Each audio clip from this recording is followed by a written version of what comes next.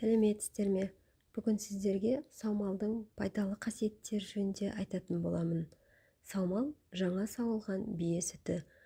Одан қымыз ашытылады. Функционалды және терапиялық қасиеттерге ие табиғи өнім. Оның негізгі құндылықтарының бірі құрамының ана сүтіне жақындығында. Саумалдың кереметтей қасиеттерін білу үшін видеоны соңына дейін қараңыз. Ақпарат пайдалы болса, арнаға тіркеліп, лайк басуды ұмытпаңыз. Саумал ғасырлар бойы түрлі көшпелі халықтар тағамы болған. Ежелгі грек тарихшысы Геродот өз жазбаларында сақтар бие сүтін пайдаланғаны туралы жеткізген. Бүгінде саумалды қазақтар, моңғолдар, қырғыздар, тәжіктер, башқұрлар, якуттар, татарлар, қалмақтар және тағы басқа халықтар пайдаланады. Қазақ халық және нәрестеге тағам ретінде қолданылып келген. Саумалдың басқа сүт және сүт өнімдеріне қарағанда тағамдық құндылығы жоғары болып саналады. Оның құрамындағы 40-қа жуық биологиялық активті заттары, витаминдер, минералдар, май қышқылдары, амин қышқылдар, ферменттер, микроорганизмдер байланысты. Саумалды сиыр сүтіне қарағанда казеин мөлшері өте төмен, ал керісінше сарысу белоктары, альбуминдер мөлшері жоғары, яғни ана сүті секілді альбуминді сүтке жатады. Сондықтан казеинге сезімталдық пен сиыр сүтіне аллергиясы бар балаларға, пациенттерге жақсы алмастырушы бола алады. Сүтті сауғанда қалай ыдысқа сауса шипалық қасиетін тез жояды. Саумалды құш ыдысқа сауады. Тағы бір ескертетін жайт, саумалды бір ыдыстан келесі ыдысқа құйып мазалай беруге болмайды. Саумалдың шипалы болуына, қымыздың емдік қасиетіне жылқының жайылымы, жеген шөбі, ішкен суы мен ауасының да әсері бар. Саумалдың кереметте химиялық құрамына тоқтала кететін болсақ, барлық алмастырылатын және алмастырылмайтын аргинин, валин, гистидин, изолицин, лицин, лизин, метионин, трианин, триптофан, фенилаланин, амин қышқылдары, аланин, аспарагин, аспартат, глицин, глутамин, глутамат, пролин, серин, тиреозин, цистин, серотонин, глутамин, иммуноглобулиндер, май қышқылдары. Сиыр сүтіне қарағанда триглицерид мөлшері аз, ал фосфолипидтер мен полиқанықпаған май қышқылдары көп болады. Линолен, линоль, капрон, каприн, актан, лаурин, тетрадекан, пентадекан, гептадекан, алейн, эйкозатрин, омега-3, омега-6 қышқылдары, витаминдер А, Е, Д, С, В2, В1, В3, В5, В6, В7, В9, В12, ПП витаминдеріне бай. Саумал құрамындағы С дәрумені мөлшері сиыр сүтіне қарағанда 7 есе жоғары. Минералдар натрий, калий, кальций, темір, магний, кобальт, мыс, цинк, йод, хром, литий, молибден. Ферменттер амилаза, каталаза, липаза, пероксидаза, фосфатаза, малат және лактат дегидрогеназа.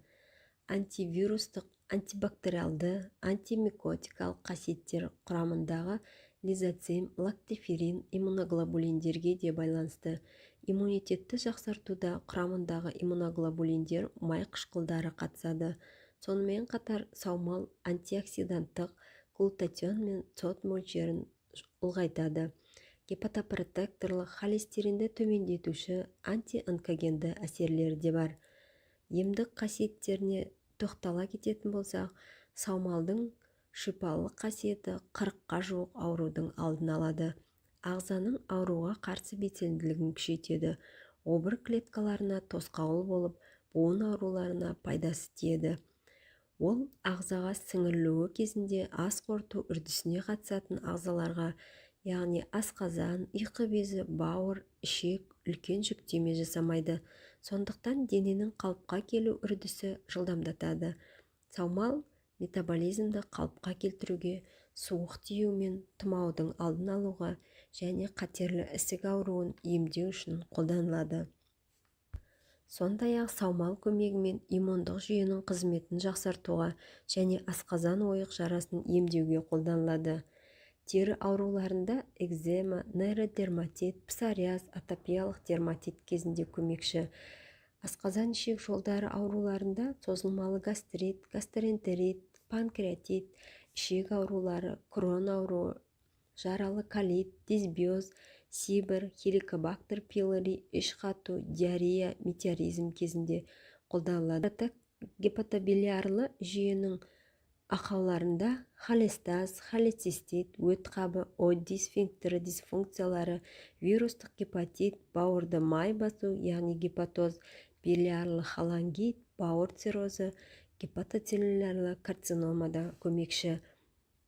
Жүйке жүйесі ауруларында гипоксия, депрессия, деменция, эпилепсия, рас, ДЦП, СДВГ ауруларында қолданылады. Қан тамыр жүйесі ауруларында атеросклероз, анемия, жоғары холестерин, метаболикалық синдром, инсулин резистенттілікте қолданылады. Тыныс алу жолдары ауруларында созылмалы аурулар, бронхит, астма, туберкулез, өкпе эмфиземасы, ОРВИ, тұмау, бактериалды аурулар, саңырауқұлаққа қарсы антибиотикотерапиядан кейін қосымша ретінде қолданылады. Қант диабетінде онкологиялық ауруларда операциядан кейін қолданылады. Иммунитетті көтеруде иммуномодулятор ретінде қолданылады. Саумал сауып алғаннан кейін 1-2 сағат көлемінде ғана аталған пайдасын көрсете алады. Кейін жарықтың, температура, оттегінің әсерінен тотығып, құрамы өзгереді. Сол себепті сауылғаннан кейін бірден қабылдаған дұрыс. Бірақ та саумалды мұздату арқылы өмірін ұзартуға болады. Осылай еткенде табиғи өнім барлық биологиялық белсенді компоненттері мен дәрумендерді өз бойында сақтайды. Егер де саумалды бір аптадан кейін саумал ішкен адамның көңіл күйі көтеріліп, ұйқысы жақсарып, тәбеті ашыла бастайды. Саумалдың уақыты көктем, жаз айлары. Мамыр айы саумал айы деп есептеледі. Себебі мамыр мен маусым айларында құрамындағы витаминдері мен функционалды топтары жоғары мөлшерде болады. Құрамы ана сүтіне жақын болғандықтан балаларға қосымша беруге ұсынылады. Балаларға, жүкті әйелдерге, ересектерге, қарттарға, спортшыларға функционалды тағам ретінде қолдануға болады. Қарсы көрсетілімдері индивидуалды сезімталдық, лактаза тапшылығы, аллергия не казеинге сезімталдық болса, саумал тыйым салынбайды. Тек ішіп көріп қана жағатынын не жақпайтынын біле аласыз. Емдік мақсатта 1 айдан 3 айға дейін ішуге болады. Профилактикалық мақсатта 10 күннен 1 айға дейін. Жылына 2-3 рет қолданса болады. Қабылдау мөлшері күніне 2-4 ретке дейін. Тамақтан 20-30 минут пайдаланған дұрыс. Алғашында 100 мл-ден бастап 250-500 мл-ге дейін жеткізеді. Ал балаларға 20-50 мл-ден бастайды. Жас ерекшелігіне қарай 100-200 мл-ге дейін жеткізеді. Саумалдың осындай керемет қасиеттерінен кейін саумалды жылына 1 рет өз рационыңызға қосыңыз. Деніңіз сау болсын.